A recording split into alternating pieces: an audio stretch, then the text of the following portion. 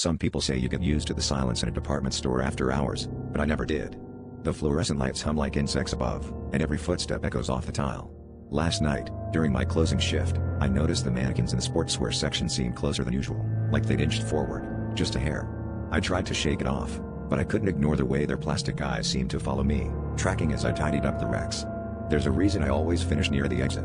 I don't trust the way the shadows pull around those blank faces.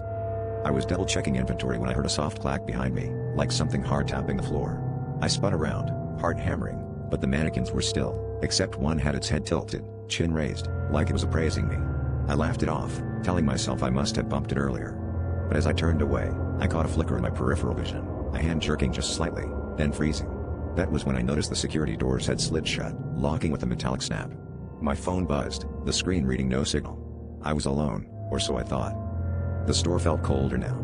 I kept my eyes on the mannequins, backing toward the break room, but the air grew thick, electric.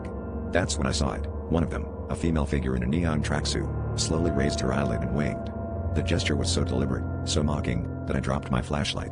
Plastic joints creaked in unison as more mannequins shifted, their limbs moving in unnatural, jerking motions.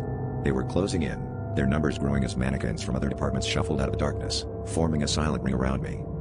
Desperate, I lunged for the emergency exit, but cold, rigid hands gripped my arms, pinning me in place.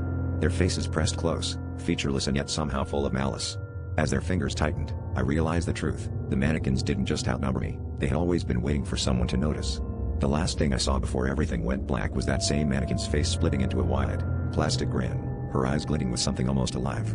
If you ever find yourself alone in a store after hours, don't look too closely. They only need one glance to know you're afraid.